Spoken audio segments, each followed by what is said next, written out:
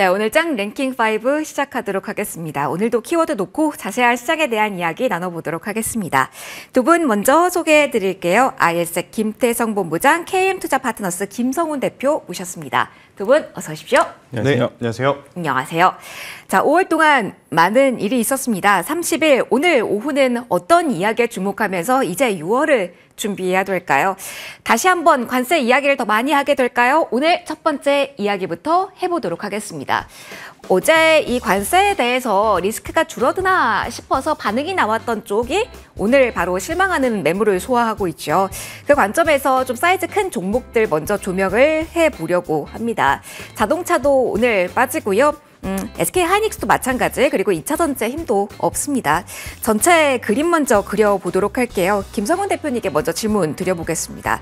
지금 2700선을 결국은 지수가 내준 상황입니다. 훌쩍 뛰어넘다가 이렇게 되면 2700선이 단기 고점으로 저항이 강해질 수밖에 없는 건지, 어제 관세의 움직임이 일시적으로 나왔던 종목들의 하락에 대해서는 어떤 포인트를 더 민감하게 봐야 되는 건지 궁금합니다. 지금은 어떤 포인트 주목해야 될까요?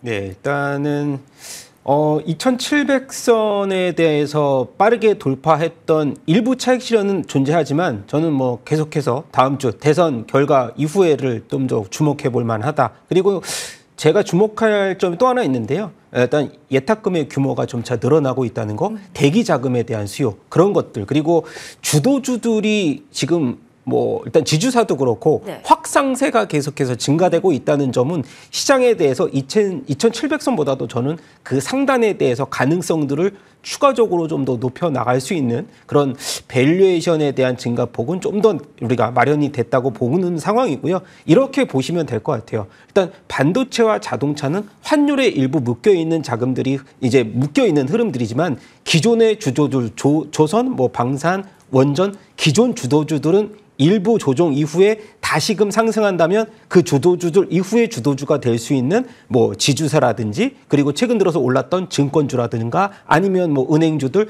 전방위적으로 우리 내수주를 중심으로 해서 일단 추경에 대한 흐름들 계속해서 저는 일단 지수에 대한 흐름폭은 계속해서 2800, 2900까지도 좀 열어놓고 보자라는 긍정적인 의견을 계속 드려야 될 것 같은 상황이고요. 네. 그중에서 핵심은 그래도 뭐 이제 제가 추후에도 말씀드리겠지만 원전주에 대한 탑픽은 계속해서 일단 홀딩을 해놓고선 다른 곁타 이제 주변 주들에 대한 뭐 건설주라든지 일부 종목들도 계속해서 상방향을 우리가 돌파하는 흐름들 계속 지켜보자라고 말씀드려보고 싶습니다. 주도주 전략을 저희가 마지막에 준비를 했는데 여기에 시간을 좀 써야 될 것 같네요. 그러면 대표님, 지금까지 소외됐던 쪽은 계속 소외될 수밖에 없다라는 논리로 봐야 되는 건지, 관세라는 이야기가 사실은 불확실성이 높아진 측면도 있지만 최악은 지났고 그리고 나아질 수 있는 결이 지금 남아있을 수도 있잖아요. 그런 모멘텀을 받고 아래쪽으로 내려온 종목의 뜀박질, 그러니까 자동차가 주도주도 아니었던 쪽을 살아나는 거는 힘들다라고 일단은 마음을 접어야 되나요?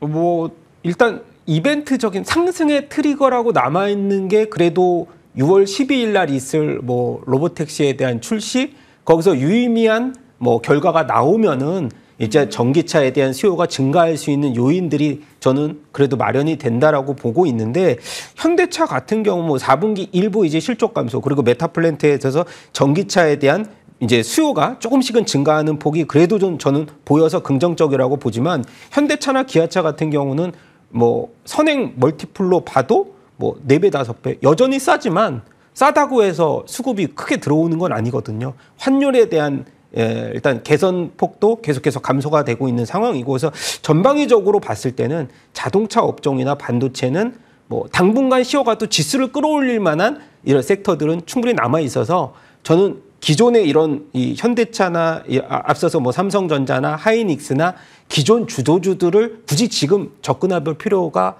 있을까라는 생각은 들어보고 있어요. 아, 그렇군요. 최근에 주도력을 가졌던 쪽에서만 또 한 번의 기회를 노려보자라는 이야기를 해주고 계십니다. 그러면 김대성 본부장님의 의견도 궁금합니다.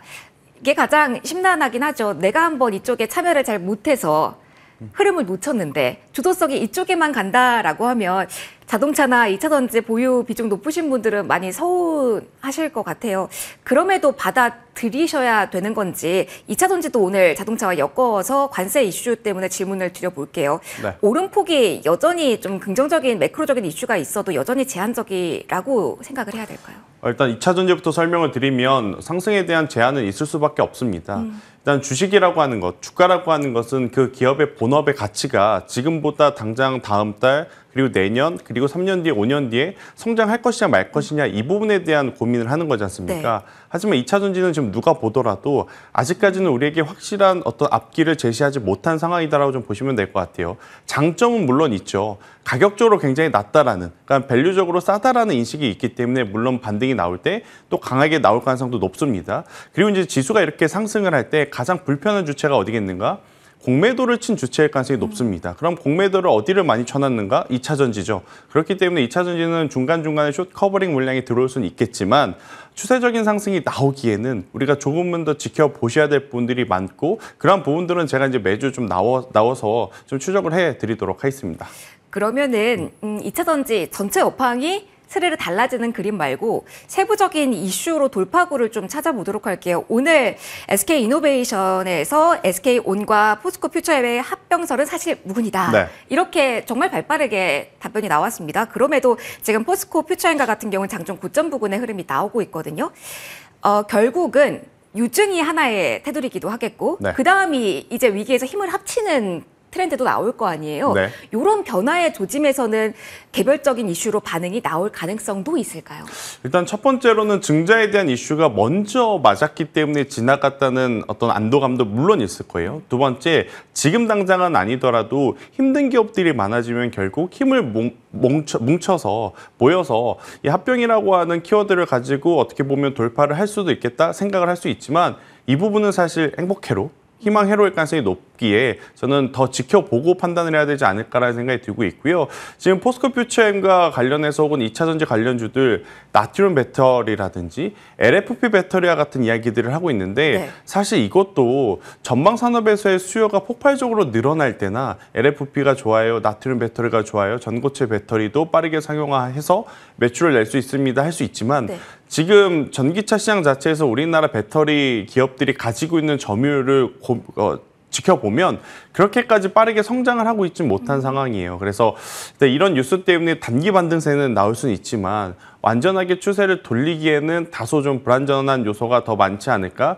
저는 2차 전지 같은 경우에는 지금의 가격은 괜찮다라고 생각은 합니다. 네. 하지만 여러분들이 한 3년 전에 4년 전에 느끼셨던 엄청난 랠리를 이번에 보여줄 것이다라는 기대는 현실적으로 조금 어려운 부분이 있기에 종목군들을 잘 추려할 것 같고 종목군들을 추려보면 시가총액 대형주 안에서는 당연히 LG에너지솔루션이 그래도 여기저기 좀 걸쳐놓은 부분들에 대한 긍정적인 효과가 있죠. 대표적으로 ESS 에너지 저장 장치에 대한 기대감도 있는 상황이기에 그래서 이제 LG에너지솔루션을 중심으로 보는 게 맞을 것 같고 중소형단 아니면 이제 장비 쪽에서는 저는 PNT 혹은 대주전자재료처럼 수주전교를 보고 추적할 수 있는 기업이 훨씬 더 좋은 포인트가 될 수 있겠다는 의견 드리겠습니다. 알겠습니다. 나트륨 좀 자세히 여쭤볼까 했더니 그쪽은 아니다라는 이야기 해주셨어요. 그러면 김성훈 대표님의 시각은 어떠세요? 나트륨 배터리 쪽에서는 그래도 시세가 나오고 있거든요. 과거에 삼원계 LFP 갖고 한중 그 경쟁 치열했잖아요. 이번에 전고체냐 아니면 나트륨이냐 이 이야기도 많이 나오고 있어서 이쪽에서는 어느 정도 만회하는 움직임을 기대도 하실 것 같아요. 괜찮을까요? 아니면 결국은 업황일까요?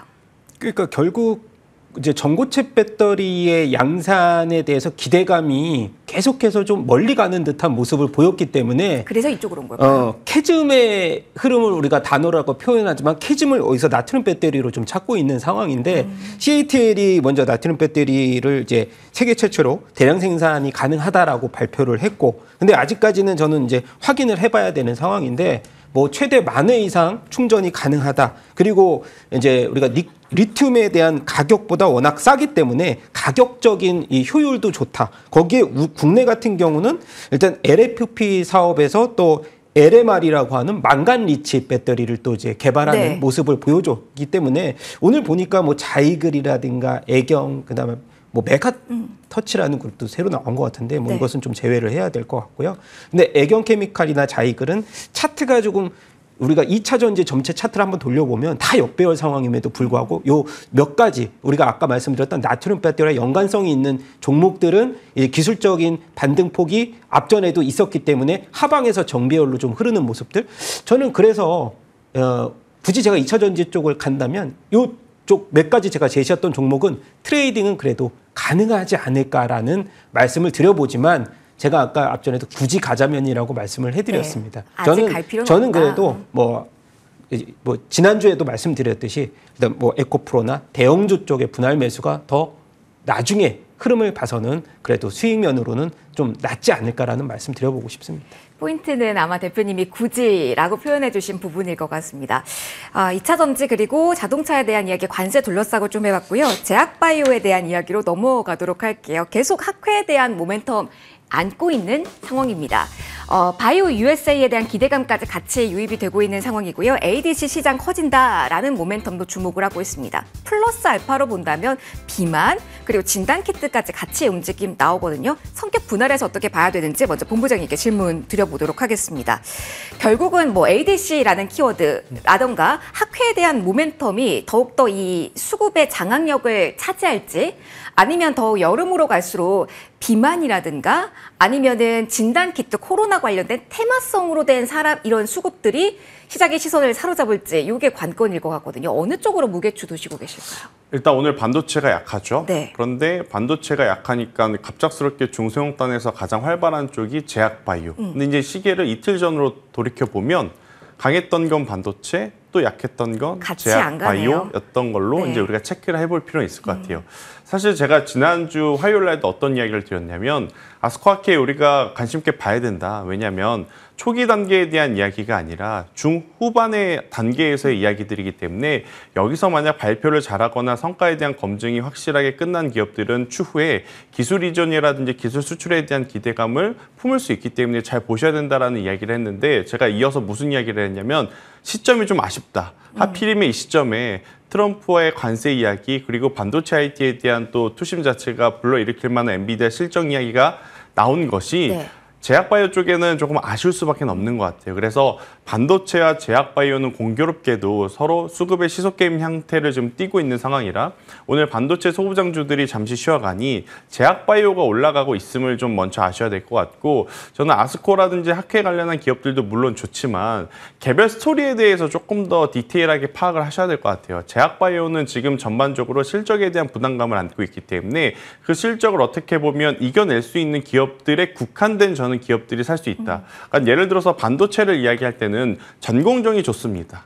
혹은 후공정이 좋습니다. 혹은 디램이 좋습니다. HBM이 좋습니다. 이렇게 이야기를 할 수 있지만 제약바이오는 ADC 쪽이 다 좋습니다. 혹은 비만 당뇨가 다 좋습니다라고 하기에 그 안에서 움직이는 종목만 움직이는 게 가장 큰 어떻게 보면 어려움 중에 어려움이거든요. 맞아요. 그래서 저는 제약바이오를 쭉 둘러보면 대표적으로 저는 삼성바이오로직스와 바이넥스는 필수적으로 좀 보셔야 될 것 같다라는 생각이 들어요. 특히나 지금 삼성바이오로직스가 인적 분할을 통해서 둘로 이제 나눠지잖아요. 그럼 여기에 바이넥스 같은 경우에는 삼성바이오에피스를 기존의 고객으로 갖고 있었기 때문에 어떻게 보면 더 큰 매출을 낼 수 있는 구도가 잡힐 가능성이 높다 생각이 들고 있고 ABL 바이오, 알테오젠, 삼천단지와 유한양행 아마 많은 시청자분들이 이미 다 아실 겁니다. 그래서 이런 기업들보단 저는 유바이오로직스처럼 네. 유바이오로직스가 콜레라 관련 치료제를 만드는데 남들 아무도 모르지만 실질적으로 실적이 엄청나게 나온 기업들 같은 경우에는 지금의 가격은 저는 이용해도 괜찮다는 생각이 듭니다. 근데 주식시장의 논리 네. 자체가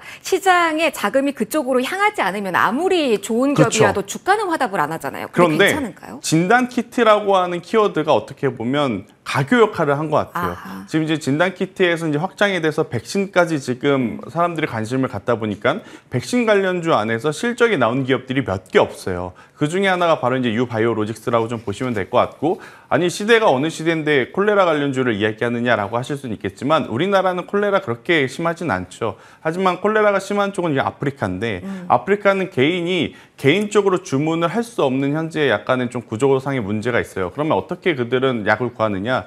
나라가 나서서 유바이오로직스와 같은 기업들과 컨택을 해서 대량으로 구매를 해간다라고 해요. 그러면 당연히 개인 대 개인 혹은 기업 대 기업보다 나라가 보증을 서줘서 수출을 하는 상황이다 보니까 자금에 대한 압박이 현저하게 저는 줄어들 가능성이 높다는 생각이 듭니다. 그래서 만약 여러분들이 제약바이오 쪽을 보실 때 아마 기존의 종목군들 진단키트 하면 랩지노믹스, 시젠, 수젠텍 다 이미 알고 계신 상황이에요. 키워드죠. 그래서 네.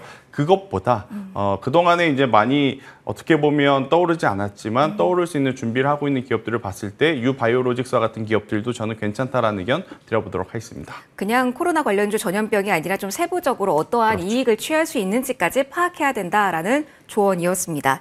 제약바이오가 상대적인 선전을 좀 이어오고 있어서 대표님께도 질문 드려보도록 할게요.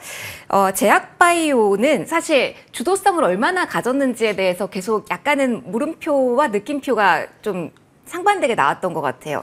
조방처럼 쭉 간 건 아니지만 그래도 뭐 반도체처럼 못 간 건 아니었거든요. 앞서 주도성을 가진 종목군 계속 보자라는 이야기 해주셔서 대표님의 시각으로는 제약바이오는 그 주도성이 아직까지도 있는 쪽이라고 제가 이해를 해도 될까요? 네, 보니까 1분기 제약바이오 실적을 종합해서 평가한 네. 레포트가 하나 있어가지고 제가 한번 봤는데 그래도 제약사들 상위 100개 기업이 1분기에 영업이익 증가폭을 봤더니 한 70% 정도 증가했다는 소식도 있었어요. 예, 괜찮은 그러니까 상위 업종을 기준으로 봤을 때 그래서 저희가 지금 뭐 오늘 보니까는 비만 치료제 시장에서도 뭐 샤페론이랄까 나이백 이렇게 좀 가지각색의 이 개별적인 호재로서 반등을 주는 기업들이 있는가 하면은 상대적으로 같이 좀 뭐라 그럴까요? 뭐 껴쳐서 올라가는 그런 뭐 긍정적인 호재 없이 올라가는 이 바이오 쪽. 어저께 같은 경우에 금리 인하에 대한 뭐 기대감의 가장 큰 수혜주로서 부각이 될 수 있는 바이오 쪽이 워낙 많이 눌려 있었기 때문에 그런 부분들이 있지만 그래도 핵심은 제가 아까 말씀드렸던 대장주적인 성격의 그래도 펀더멘탈이 좀 유지가 될 수 있는 가능성들, 기술 이전이 이미 되었던 뭐 만약에 비만 치료제 시장에서 본다면 그래도 D&D 파마텍처럼 기술 이전이 이미 확인이 된 이제 우리가 저 삼천단 제약도 과거에 20만 제약, 30만 제약 그런 얘기를 했지만 지금 결과론적으로 봤을 때 특허 출원이 철회가 됐잖아요. 네. 그러면서 지금 아직도 14만 원 근처. 그러니까 우리는 한 단계 좀 이 제약바이오 업종들은 두들겨 보고 접근해도 늦지 않는 상황이다. 거기서 뭐 저는 타픽으로 이제 말씀을 드리는 ABL 바이오는 충분히 추가적인 성장은 가능성이 있다. 왜냐하면 뭐 ABL 001, 002부터 시작해서 너무나 많은 파이프라인이 있거든요. 여러 가지 파이프라인 중에서 한두 개가 터져서 그 기술 이전이 로열티가 받는다라는 캐파가 워낙에 크기 때문에 그런 종목들 중심으로 보자라고 말씀을 드려보고 싶습니다. 대표님의 리스트에 알테오젠 다음에 ABL 바이오도 체크를 해두도록 하겠습니다. 전반적으로 이 개별주의 흐름이 강한 제약 바이오다 보니까 그 모멘텀을 주목해보자라는 조언이 공통적으로 나왔습니다. 그러면 섹터 전반에 나온 호재가 있는 경우는 뉴스에 어떻게 오늘장 우리는 대응을 좀 해야 될까요? 자, 우주항공 통신장비주에 대한 이야기 해보도록 하겠습니다. 김태성 본부장님, 저희 통신장비 우주항공 이야기를 간간히 했던 것 같은데 네. 그때마다 가장 많이 타이틀로 나왔던 게 뭐 양치기 소년이었습니다. 네. 그런데 오늘은 그래도 이제 마지막 관문을 넘었다. 위성통신 서비스 국내 공급 협상 승인이라는 뉴스가 나왔잖아요. 네. 이슈의 무게감을 봤을 때 어떻습니까? 지금 자리라면 더욱더 기대감도 오케이인 구간일까요? 오늘 지수가 그렇게 썩 좋지 못한 가운데 KMW라고 하는 정말 오랜만에 보는 5G 관련 장비주가 상한가에 기록을 했습니다. 상한가에 기록했다는 건 그만큼 또 시장의 수급에 관심이 여기에 쏠리고 있다는 것을 의미하기에 저는 연속성에 대한 기대감은 조금 더 가져볼 만하지 않겠는가라는 생각이 들어요. 단 문제는 지난해 4분기, 올해 1분기까지도 여전히 실적이 좋지 못한 기업들이 너무 많다라는 겁니다. 해당 기업들이 하나같이 하는 이야기가 있어요. 올해 하반기에는 그래도 유의미 있는 실적을 내볼 수 있겠다. 근데 이건 기업들이 다 할 수 있는 이야기이기 때문에 시청자분들은 실제로 실적을 낼 수 있는 구조를 가지고 있고 기술을 가지고 있는 기업에 저는 집중을 하시는 게 맞다라는 생각이 듭니다. 우주항공과 통신주 지금 같이 묶여서 나오는 뉴스인데 왜 우주항공은 안 오르고 통신 부품주만 올라가느냐라고 고민을 하실 수는 있을 것 같은데 아쉽지만 어제 스페이스X가 굉장히 괜찮은 출발을 보였음에도 불구하고 결과론적으로는 약간 실망스러운 모습을 보인 게 저는 우주항공주와 통신부품주의 오늘의 차이점을 만들어낸 이유라고 좀 보시면 될 것 같아요. 어찌되었든 두 섹터로 나눠져야 될 수급이 지금 통신부품주로 확 쏠리면서 오히려 시세가 더 강하게 나고 있어서 저는 통신부품주 안에서도 그래도 기술력 가지고 있는 기업들은 잘 체크를 하셔야 될 것 같고, 대표적으로 저는 그동안에 솔리드를 좀 많이 말씀드려왔습니다. 여기에 이제 KMW는 오늘 상한가라서 이제 논외로 치고 RFHIC와 같은 기업들도 한번 여러분들이 꼭 보셨으면 좋겠어요. 이 기업들은 공통점이 PBR이 1배가 안 되는 기업에도 속한 상황이고, 그렇다고 실적이 완전하게 잘 안 나오느냐? 또 그것도 아닙니다. 그렇기 때문에 저는 통신 부품주 계속 이제 체크를 해야 된다라는 의견 드리도록 하겠습니다. 여러 가지 종목을 언급을 해주셨는데 오늘 사실 원픽 여기서 제시를 해주셨잖아요. 네. 그 종목은 아직 얘기를 안 해주셨습니다. 네. 잠시 후 제가 대표님의 의견 듣고 종합해서 한번 원픽 여쭤보도록 할게요. 자, 그러면 통신 장비가 워낙 오랜만에 움직이고 시장 자체가 저평가 영역에서 낮은 자리에서 움직이다 보니까 논리를 한 번 더 질문 드리고 싶습니다. 대표님, 오늘 통신 장비까지 움직이는 이 힘이 낙폭과대주에 대한 시장 반응의 성격이 더 강합니까? 아니면 이슈의 무게감의 성격이 더 강하다라는 논리로 접근을 해야 할까요?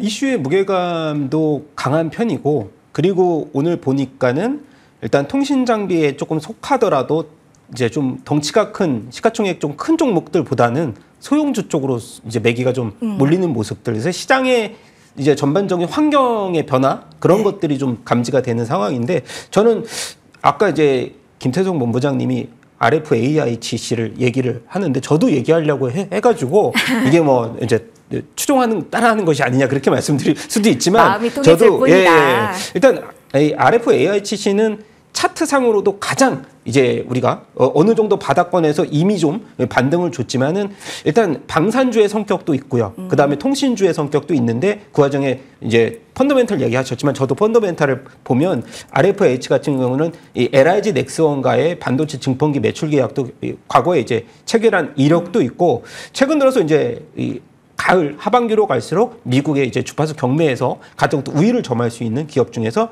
그나마 골라본다면 RFHIC, 뭐 에이스테크 같은 경우는 작년에 사실 이게 뭐 자본 이제 감자, 뭐 자본 잠식 이런 리스크가 있었거든요. 그래서 그런 종목들은 좀 배제해야 되지 않을까, 상한가가 가더라도 그렇게 말씀을 드려보고 싶습니다.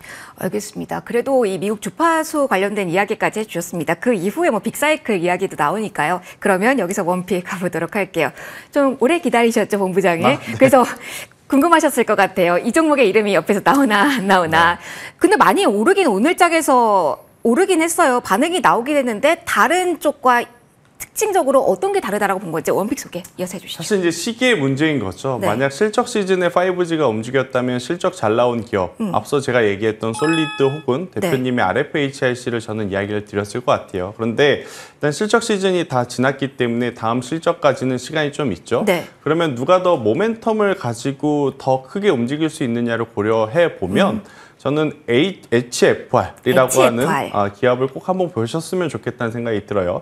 일단 HFR 같은 경우에는 앞선 두 기업 대비 실적이 좋진 못합니다. 하지만 현금 유보율이 굉장히 높다는 것은 두 가지를 의미할 수 있어요. 지금 우리나라 5G 경매 주파수가 올해 가을에 있고, 네. 두 번째, 지금 여기서 확보한 현금을 과연 어디에 쓰려고 이러는 건가에 대한 기대감이 지금 있는 상황이 있고, 또 HFR 같은 경우에는 작년 하반기부터 올해 2월 달까지 쉼없이 한번 쭉 올라왔습니다. 그런데 뚜렷한 뉴스가 당시에 없었던 상황이었거든요.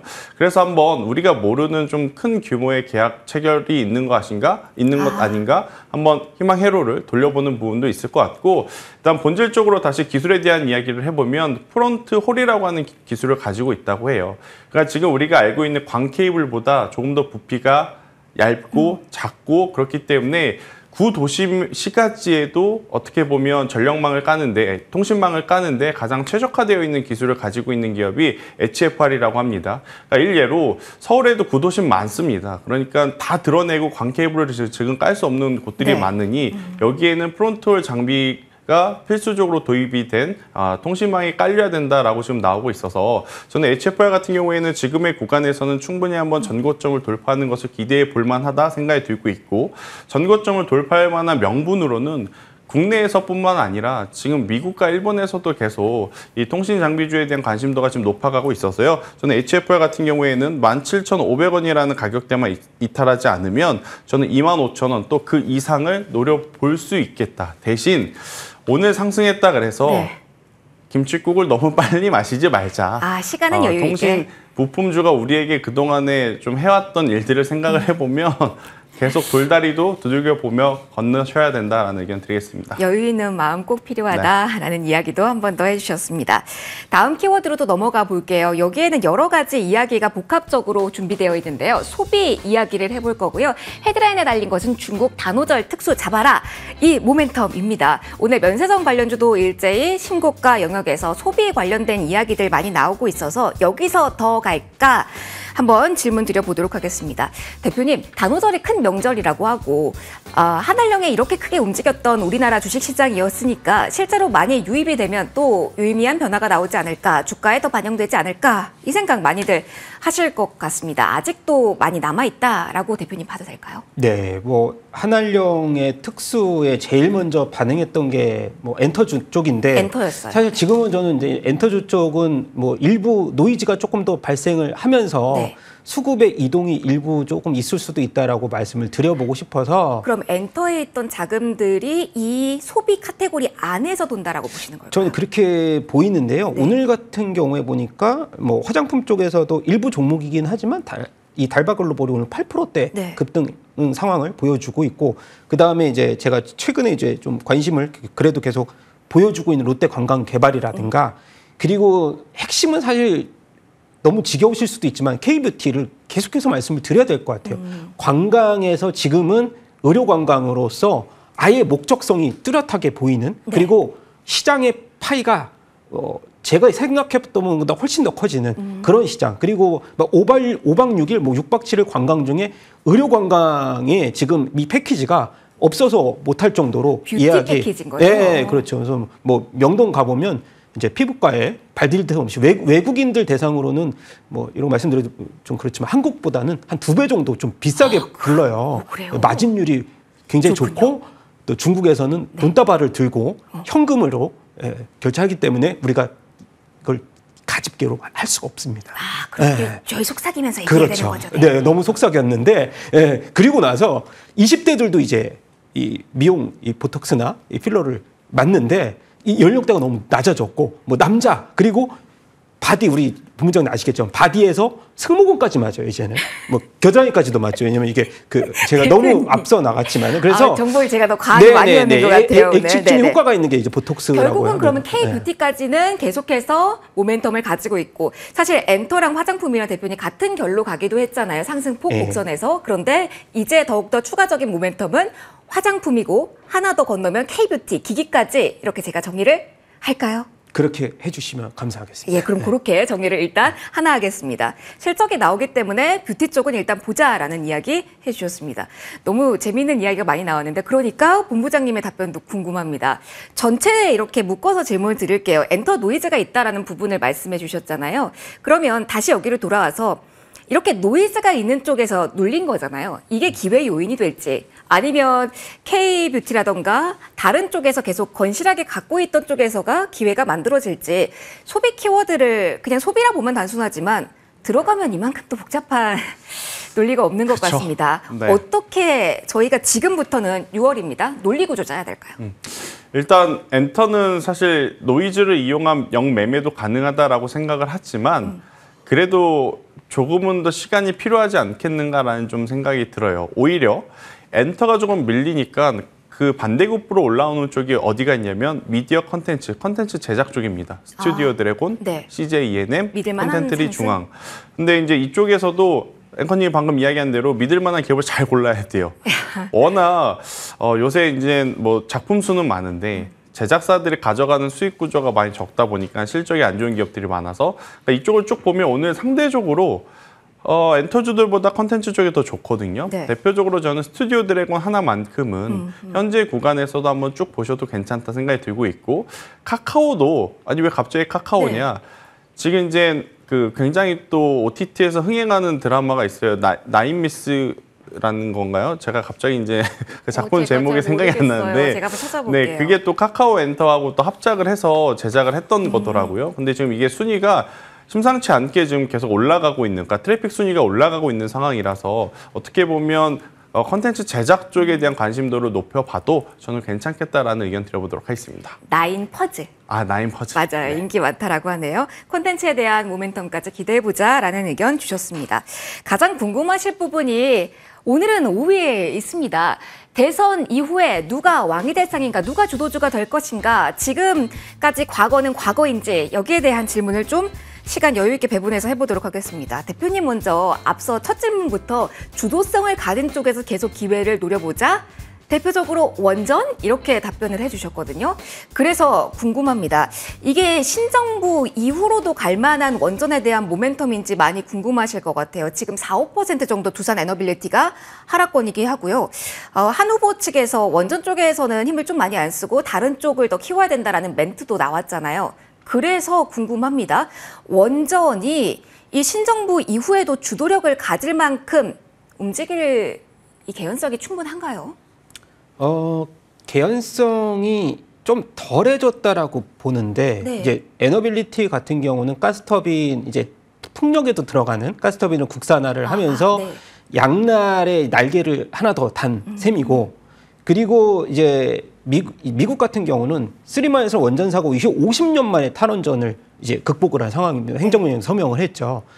국내에 국한되는 이제 원전에 대한 수준은 아니라는 거죠. 그리고 한 건 한 건마다 두 자릿수 조단이거든요. 캐파가. 그리고 지금 원전은 방산 쪽의 수주 잔고 이 모멘텀을 이어받을 수 있는 가장 큰 모멘텀을 가졌다. 핵 폭발 융합 같은 이런 이 뭐랄까 모멘텀을 가졌다라고 저는 생각이 들어요. 그래서 우리 본부장님께서도 두산 에너빌리티 많이 말씀드렸지만 오늘과 같은 경우에 트럼프에 관련된 정책에서 지금 법원에 제동이 걸린 상황에서 좀 낙차가 좀 있었잖아요. 미국장에서도 이 뉴스케어 파워가 조금 네. 고점을 돌파하다가 좀 한번 밀렸는데 주간 단위로 해서 한 2, 3일 정도 이상 밀렸다라고 하면은 추세가 이탈됐다고 보여지지만 한 주간에 그저께인가요? 하루 밀렸다고 해서 뭐 시장에서는 뭐 큰일이 난 듯처럼 뭐 그동안에 한 뭐 20일 오르고서 하루 밀렸다고 해서 큰일 난 것처럼 이렇게 말씀드리는데 제가 봤을 때는 아까 말씀드렸던 주간 단위로 2, 3일 이상 밀렸을 때 그때 가서 한번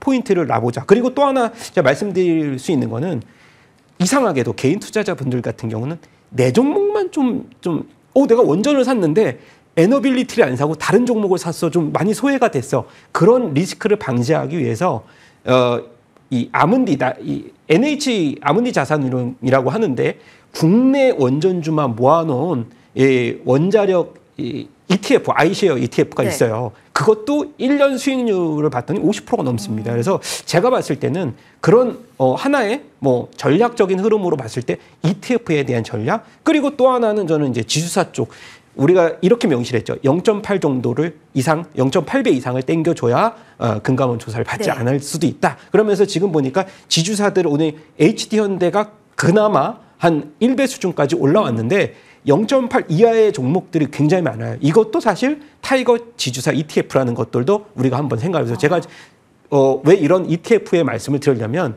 수익률도 수익률이지만 크게 우리가 소외되지 않은 그런 투자를 하려면 ETF도 접목해서 한번 투자를 해보자라고 말씀을 드려보고 싶습니다. 결국은 정책이 향하는 방향 계속 고 해도 된다라는 이야기 해주신 겁니다. 본부장님의 의견도 궁금합니다. 과거에 그러면은 관세에 대해서 이야기 많이 나왔을 때 조방전 주도주였습니다. 네. 그리고 지금은 주도성을 정책주가 가지고 있다고 할 때 앞서 지주사 그리고 신재생까지 이야기해 주셨죠. 어느 쪽으로 지금은 포커스를 맞춰야 될까요? 그러니까 뭐 여러 가지 뉴스들과 이제 인터뷰들이 나옴에 따라서 원전주와 태양광 풍력의 서로 다른 방향성을 좀 보일 수는 있겠지만 저는 그걸 이용해야 된다는 생각이 오히려? 들어요. 원전, 태양광 지금 모든 전력 에너지가 우리나라만 필요한 게 아니잖아요. 전 세계가 AI와 데이터 센터 때문에 여기저기 지금 필요하다라고 하고 있는 상황이기에 순간순간 중요도는 좀 달라지겠죠. 하지만 전체적이 필요한 것은 맞기 때문에 저는 오히려 오늘처럼 원전에 대한 조금 안 좋은 이야기가 나와서 밀렸을 땐 원전주들을 천천히 사모아가는 기간이라 생각을 하는 게 맞고 반대로 원전주들이 움직였을 때 태양광 매수를 하셔서 좀 고민하셨던 분들은 오늘처럼 시세 날 때 쫓아가는 게 아니라 분할 매도에 대한 그 전략으로 대응을 하시는 게 아무래도 지금 시점에서는 더 맞는 전략이 아닐까. 누가 더 좋냐 이거는 의미가 없는 것 같고요. 다 좋으니까 매매의 타이밍만 좀 잘 잡아보자라는 의견 드리겠습니다. 뭐 정책 맞다 아니다 이게 아니라 네. 에너지가 필요하다라는 아이디어를 강조해 주셨습니다. 자, 두 분과의 랭킹5 시간은 오늘 여기서 마무리 짓도록 할게요. 김태성 본부장, 김성훈 대표 두 분과 함께했습니다. 고맙습니다.